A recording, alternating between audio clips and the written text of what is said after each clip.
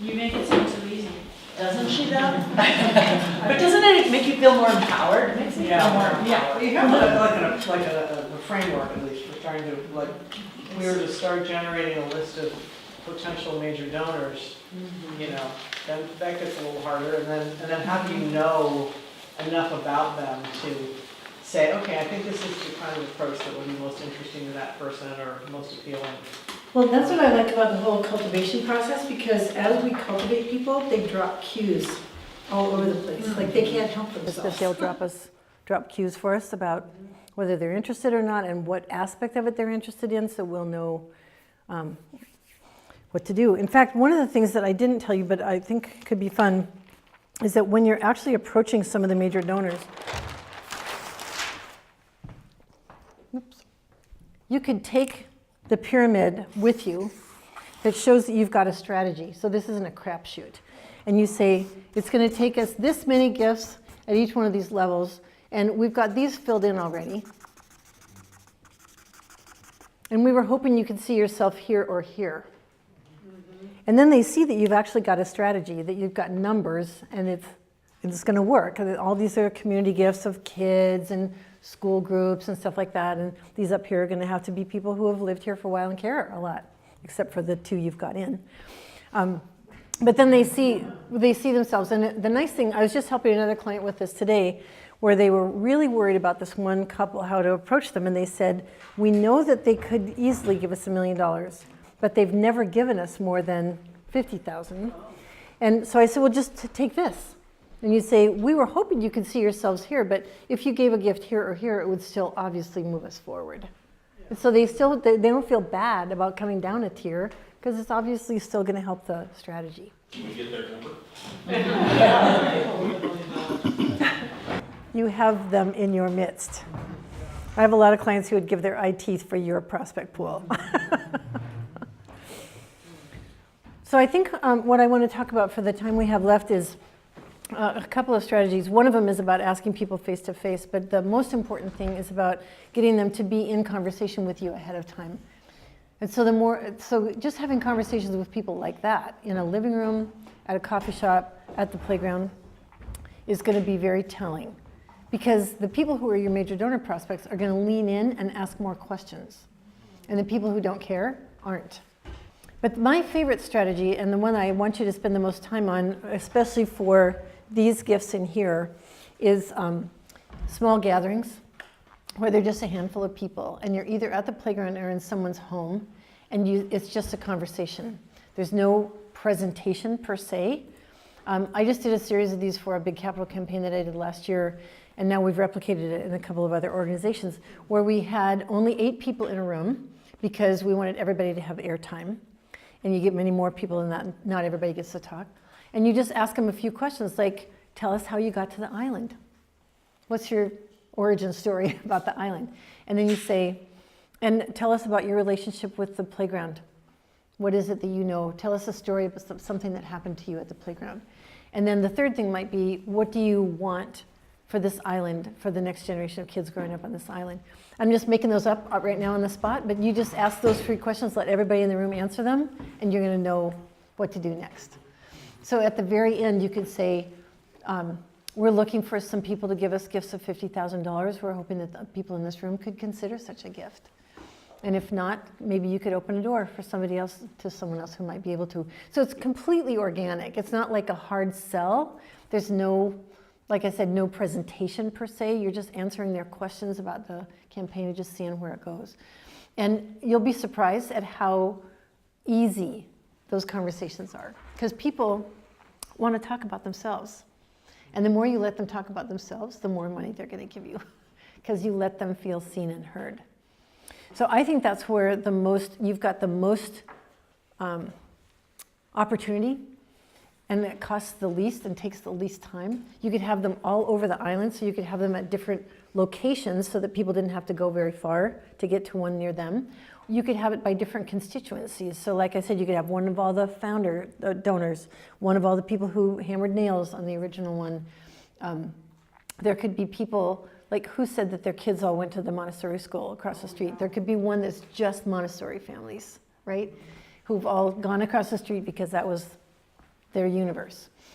So I think you could do a whole bunch of different ones, partly by geography, partly by gift size, partly by their emotional relationship to the playground.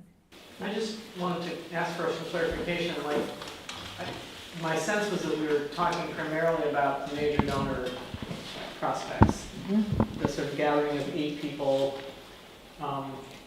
and then we started talking about, we can have all these other kinds of gatherings, Montessori parents, and I mean, they feel like they're kind of different audiences. The major donor ones may or may not have a connection to playground or Montessori school or the historic. So, I mean, what's the pretext for getting them to come to so-and-so's house, with 700 people? If you're not trying, we don't want to do a hard sell, we want to just have a conversation. Well, if it's the early donors, you might want to say, we're gathering information about how you think we should present this to the rest of the island. Oh, okay. So you're asking for advice. There's a rule in fundraising. If you want advice, ask for money. If you want money, ask for advice. And so sometimes you just call it a focus group and you have a bunch of people over and you just ask them some questions about your strategy and don't talk about money at all. And just say it's about the kids at playground renovation. We're doing a the focus next group. generation. We just want your opinions. We're not going to ask you for money. Just tell them straight up. Right. And so then obviously those other sort of groups of prospects who have more of a direct connection, either because they were historically involved in the original park or they're part of Montessori or something like that.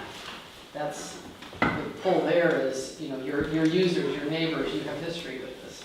Well, and I can imagine having those people come together and just say, we're trying to get quotes and testimonials of stories that we can use to convince other people to join us. And at the very end, you might say, if you feel moved by this conversation to make a gift, we would welcome that, but that wasn't the point. And then do you let that group go and let them come to you, or is this a group that then you're going to try and revisit later? Because you're saying to them, we're not going to ask you for money, but does that mean at this meeting and then we might ask you later? Like, you have to be careful with how you phrase, we're not asking you for money Right. right now. We say the point, Right now. the point of this gathering is not to ask people for money. Yeah. So what I would suggest you do, Sorry, I'm interrupting you, but then do you just gauge based on, like you're saying, it's dating, your sense of which of those people that are there might be interested and pursue them later, even if they don't say that they're interested? yeah. So what I've done this a lot of times with land trusts all over the country. And what we'll do is have a couple of board members and a couple of staff people at each one of those parties. And at the end, after all the guests have left, you sit down and go over the guest list and you say, okay, who leaned in? And what's the strategy for them? So when I've done this with land trusts, you'll say, okay, this one guy sounded really interested in that one piece of property, so the land steward is going to take a map of that property over to him at his house tomorrow and have a conversation. So you just come up with a follow-up strategy for every person, and some of them, there's no strategy, because You just tell them not interested. And I'm sorry, I didn't get a chance to look at your handbook yet, but how do you identify who these big donors are that don't have a connection to the preschool or to, like, that weren't part of the first generation of building this? How do you know on the island, is that for this group to determine, or, yeah? And I would consider looking at the annual reports of the Community Foundation and, the Art Museum and some of those things. But just because people have money doesn't mean they want to give it to you. And so just because they've given money to someone else doesn't mean they're a prospect for but it just starts to get your juices flowing. And then people say, oh, that makes me think of so-and-so, we should invite them. So it'll just be an organic process of identifying. And when you get some of those original people together, they're going to start suggesting names of other people. Because they're going to say, oh, it was such a great experience in our life. These people who are 40 now, we're 60, they're 40, maybe they'd like to have this experience too. So the names are just going to start coming to you. Kind of fun. You have some suggestions already, right? Some, we have a few. But we have a lot of projects, so we have to be careful about it. Yeah. Well, and if you look at, I really think that you shouldn't be asking anybody for money for this project. That I love your story that the 2 biggest gifts in so far aren't the usual suspects, but I would say for the rest of the campaign that you should focus your energy and resources on people who have a relationship with that park. Right. And it may not be the playground, it may be people who ride horses there or ride their bikes through there or run through there or whatever, but people who have a relationship with the bike. Yes. I was thinking about walking groups, especially when I wrote the handbook, and I don't know how you identify those guys, but you do, right? You live here, you go to the grocery store with them. pickleball. Oh, yeah, the pickleball people. Yeah, I mean, they're not playing on the playground, but they have to see right, it. they're right, they're sharing the know? parking lot. Yeah, I mean, there's so many different activities that go on right there next to that playground. We just really need to make a list. Imagine finding the kids who first kids who played on the playground and getting some of their stories and using them as motivators for parents of children now. That's why I really wanted to get like a high school aged ambassador. That's a brilliant idea. And you could even have a high school gathering of kids who grew up on Yes. it. Oh my that would God, be I love that. Hashtag I played at Kids Up, you know. When one of my kids was about to go off to college, I realized that the kids that she'd grown up with at preschool were all going to disperse and probably never be in the same town again at the same time. So I had a little reunion of all these kids that had been at preschool together. And the kids, we didn't even think of this as part of the evening, the kids told the most amazing stories about what they remembered viscerally about their experience there. And it was stuff that most of the parents had we wouldn't have said that, you know? It was really powerful stuff, and they were so articulate about It's it. a really good point, because that's really been part of the reason why the Fort Worth Bakery building has been such a success. Because it's been basically high school kids who've taken on the responsibility, and the shrewdness of the adults down there letting the high school kids take responsibility for doing it. It was a very compelling thing to hear them talk about that building. I think it's been huge for the success of it, so it's already worked. I mean, it's a great idea. And you see Tarnside there? Those kids are all the way up at taking personal responsibility, and what that does is lift the people behind them up higher.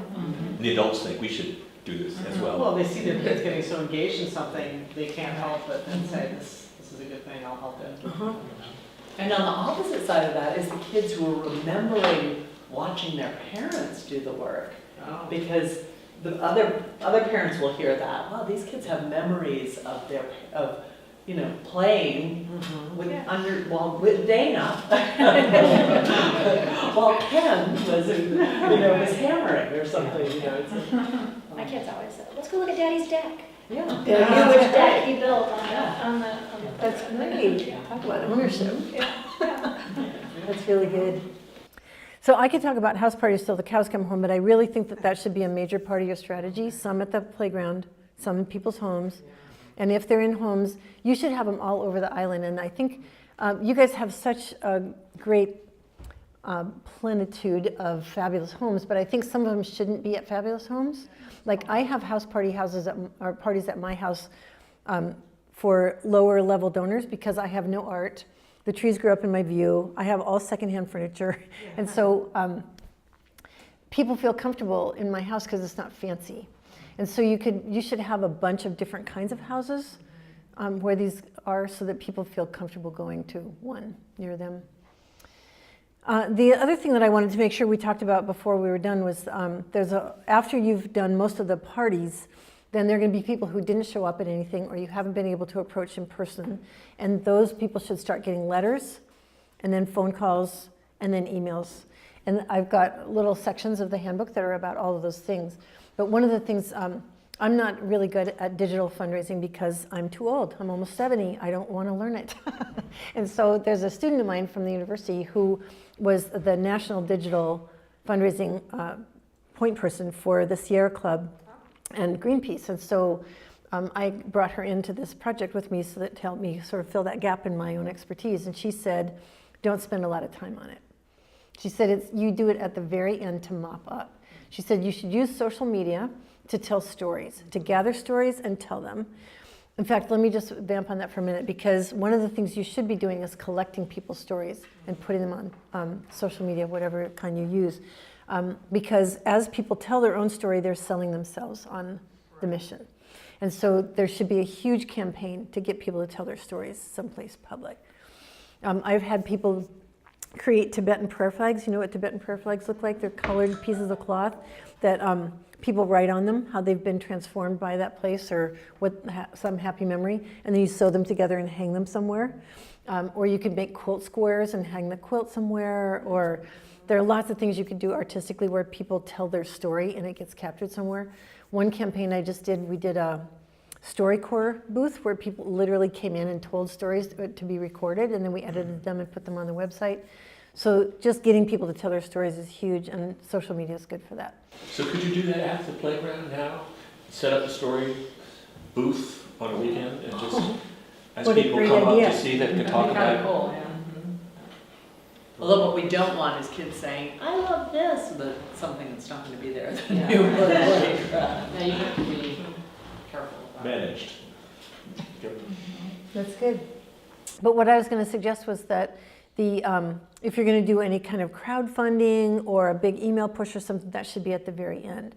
Because this former student of mine said it's really a mop-up strategy. Social media and electronic stuff is just a mop-up strategy at the end. You don't raise a lot of money from it.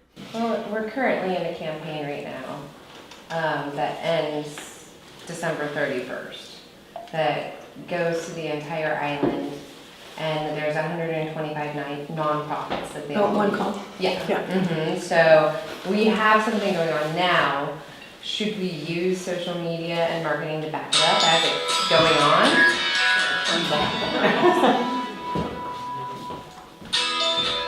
To reinforce it, one call? Yeah, I mean. Absolutely. Right. Because the structure is there. You'd be foolish not to use it. Right.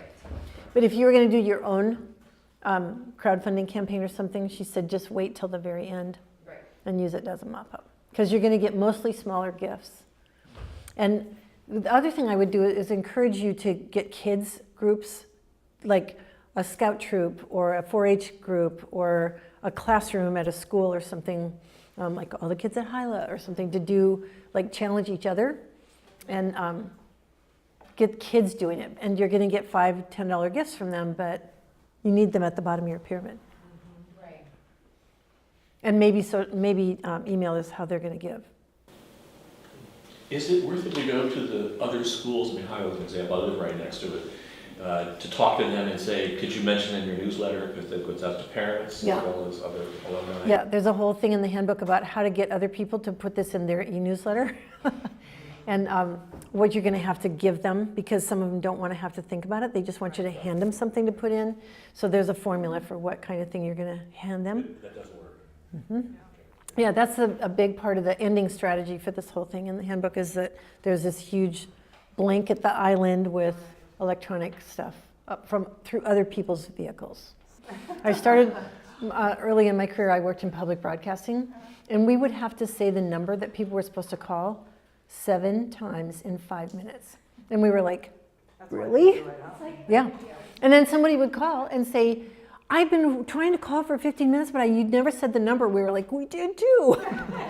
But people don't hear it. So you think you're saying it over and over and over again. They're not hearing it as much as you're saying it. So you're worried about fatigue, and it's not real. Because they use different channels to get their information. Go ahead.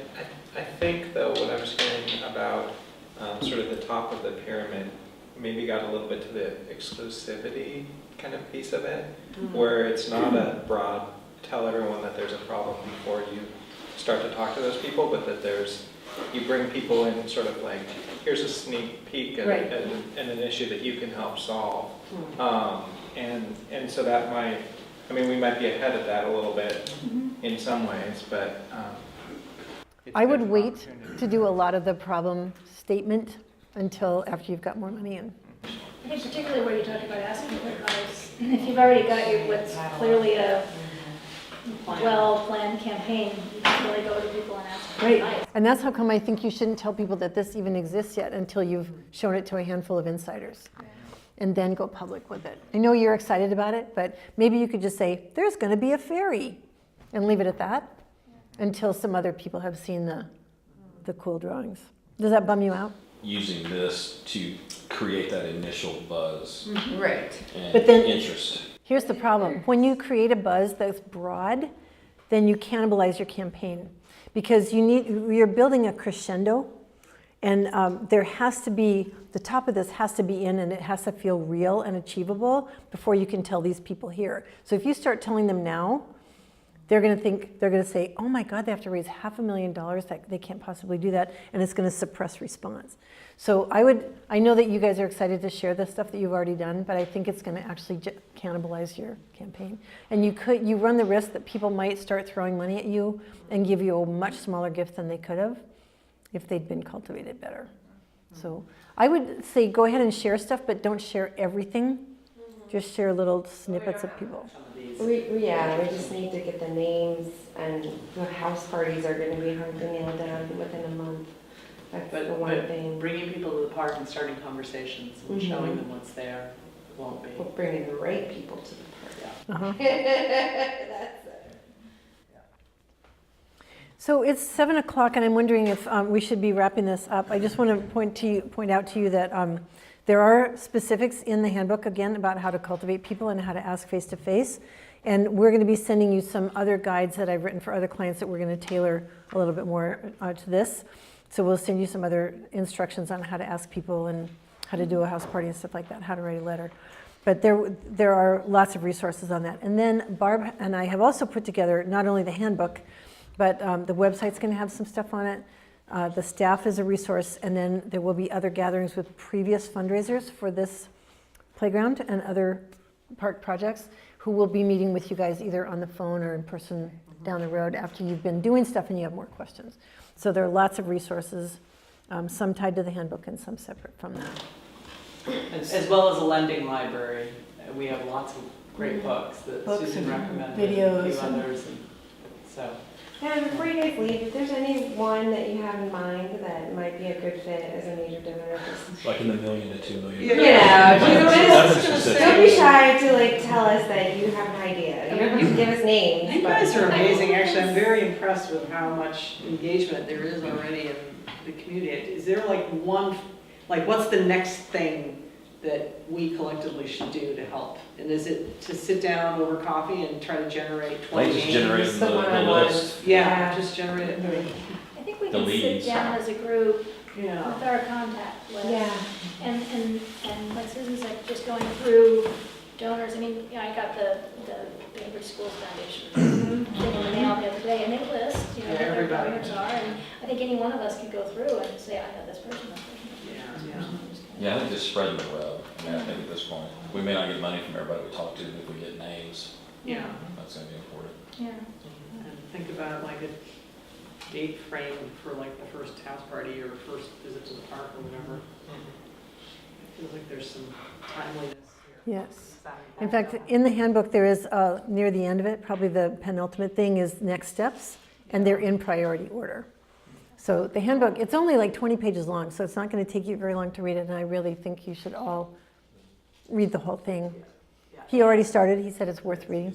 Yeah, and by the end of the week, you will have one with an interactive directory so that you can read it all and then say, wait, I wanted to know what those next steps are, and it'll say it on the side, you can just jump. Click on next steps. So it'll make it a little easier to use. And I'm wondering, Mary Ann, as the loan representative of another project, whether you have any questions for Susan, because it is a different type of campaign, but I definitely got some ideas thinking about more Yeah. Tawny tonight. I'm just gonna go, you were so clear, your presentation was really great. I'm just gonna go home and try to process that. But we should talk, Yeah. and Sarah might be able to Yeah, I'd be, strategize about it. So- I would wonder if we could just zip around the table one last time before we close and have each of you say one thing that you got out of this that made it worth being here, and one thing that you're excited to sort of take on as a commitment to make this move forward. You willing to start?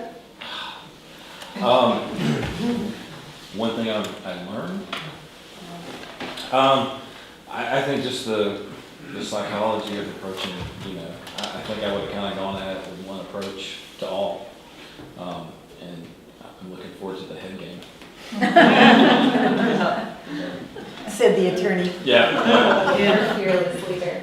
Yeah. For me, I think it was the map of how to approach donations in general, and starting at the top and going to the bottom, and just knowing the strategy and reasons why to do it that way. Good. And what are you committing to? I'll have a house party. She's already in. She's in all. I'm gonna hunt them down. She's all in. The emotional motivations. That was really, it just clicked, makes a lot of sense, even though your gut reaction is, those are negative words and we don't want to put fear in people, but it makes sense. And I will commit to posting all your fabulous pictures and your quotes and your stories. Well, it was wonderful to hear the importance of the power of storytelling. That's what I got out of this, is that that's such an incredibly powerful tool for everything in life, but how the stories of people and how it connects to whatever project it is. There's lots of different projects we're all working on, but spending the time to help people understand their own stories, and then be able to play it back for them through what you're giving. And that's the things we've done in the Land Trust in the past when there's been major donors. They all have said, thank you for giving us this opportunity and being able to tell the story of whatever it was. They just feel grateful that these opportunities are here. And lots of people have money, but they don't know kind of where to put it or who they can trust to do a good job with it, which is another big deal. So I just think that power of the storytelling both ways is really, so that's what you've been really great about emphasizing again. So that's what I'm going to lead with, is thinking about how we can do that better. And Barb will let us know how we can do that better. So. Is there something you want to commit to that feels fun and easy for you? Well, I'm on the board of the Park Foundation. We've got a bunch of things that we need to do for the Park Foundation itself. So I'm certainly willing to help out with this, but we've also got our own house to kind of get in order for fundraising as well. So we juggle these different things. They're all really helpful and really important to do. But that's probably where I'm going to focus on next, is how to help the foundation and make sure they're going to be in the business to help projects like this. Thanks. You got me thinking a little bit more about visuals. I took out a tour today of people that were interested in seeing a land trust property that's in their current campaign. And I was amazed at how intrigued they were and how interested they were in a lot of the maps that I had. Particularly ones that showed, Bainbridge Island 1989 and protected properties 2018. And I could just see in their faces how that hit home and gave them a sudden realization of, what it means to protect properties and set them aside. So you want to have that kind of impact on people, and I think visuals, at least in some circumstances, can make a big difference. Good. Thanks for your work on wartime. Yeah, actually, it's possible. So for me, I was actually struck by how much sort of the approach is for fundraising is similar to marketing. There's segments, market segments, different features, benefits, etc. Which I probably knew on some level, but I just really needed a very succinct, really well presented refresh. So that was really helpful. And I also think it's just helped me to think through how to be better at positioning whatever our message is, whether it's for our Park Foundation Steward Circle or for the Moritani Preserve or for the Kids Up playground. And my commitment would be to, we'll have a follow-up on the Moritani piece. And then, to the extent that I can help brainstorm names of major donors for the Kids Up piece, I'm happy to do that. Do you want to say anything? No, I'll just say that I knew I'd get some great new takeaways, and I feel that often I want to be telling people about what we're doing in these projects and everything, and a good reminder of how important it is to listen. Yes, And so I thank you for that, and even just listening to what Mary Ann just said, I thought, we need to get a photo of the park without Kids Up in it. So these images of imagine that, right? A lot of families, you can't imagine that. So, and I'm committing to looking through both with Trish, the last playground campaign, which is not too long ago, Owen's Playground, and looking at some of those opportunities for large major donors in that way, as well as looking through the old spreadsheets that we have and seeing what we can come up with. By the way, I just realized that I need to put another resource in the handbook that is 250 open-ended questions that you can ask other people that get them talking about their relationship to the project. So we'll put that in. That's a really good reminder about not listening, because we do want to say everything rather than just letting them talk. I'm really interested that your top two were government and foundations. I would think that this would be more of a local supported groundswell, and so I think it's, you know, informative to me that you wouldn't necessarily start there. And I'm curious to know what government organizations and foundations will pursue. We have one out already for $450,000. I mean, that's but the chance we get it is very slim. So that was informative to me, and also just thinking about the emotion, because I feel uncomfortable talking about money and asking people for money, and so this is helping me just have a different mindset. I feel like I don't have a long list of potential huge donors, but I will help however I can, and I do have more in the second phase of, I mean, most of my friends are parents of young kids that might be $1,000 or less, but I can definitely have a larger reach for that lower tier, which I know is not as important, but still. No, we need hundreds of those Hundreds Hundreds of really gifts. important. Thousands, so, yeah, that's good, thanks. Well, I had a total paradigm shift with this. So this is, the whole statement, this is not about money, completely turned things around for me, because to me fundraising is about money. It's like, I think I started like you said, I'm afraid to ask for money. And I've through the years of being involved on boards and nonprofits, I've gotten to the point where I actually enjoy asking for money, because I realize how much people enjoy giving money. You know, we only want people to be giving us money that they want to give us, so that makes it a happy thing. So I don't mind asking for money, but thinking of it as not about money, but it's about involving people and looking at it from that perspective. And then I guess I've always thought of, you know, what's the big dollar amount that we're raising, and how many of those people at the bottom of the pyramid can we reach, not really realizing the importance of the focus at the top of the pyramid, which I'm beginning to realize now, especially after having started working on this project. So what's my commitment? My commitment, I think, is to go through my list of connections, particularly at the level of the people who are involved in the original playground, and what can I do to generate those stories. So I think that's my commitment, is to generate those stories. Ask for advice parties. I love that idea. I feel like I have an awful lot of people who, you know, have a lot to say. So I mean, I think that the advice is valuable, not just to generate their interest in giving, but I want to know more. I want to know what their advice is. So I think that's that, and then I've enjoyed meeting with Barb, meeting with these donors that we've gone out to the park and walked the park and shared the vision with them, and that's I love doing that. Great. So that's my commitment, is to do that too. So It's big. I think I also the idea of the emotion being the trigger and versus logic. I think as a board, we're a very logical board, and so I think you know, we spend a lot of time on the logic, and so I think one of my commitments will be to try to help us remind our board of the importance of the emotion part of it. And then for this project, I certainly would commit to the stories of my kids and my family, sort of growing up with the playground for the last 15 years, and also, you know, participating in pulling together names and generating what we can in terms of leads. That's great. Thank you a lot.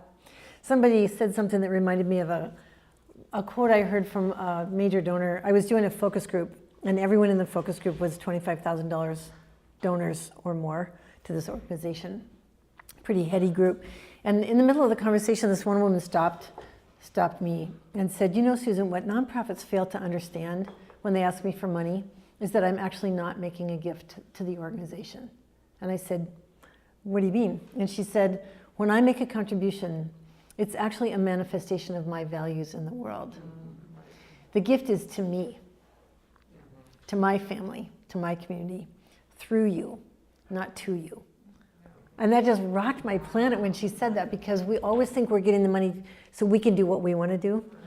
And she helped me realize that we were asking people for money so they can do what they want through us, which is kind of a cool.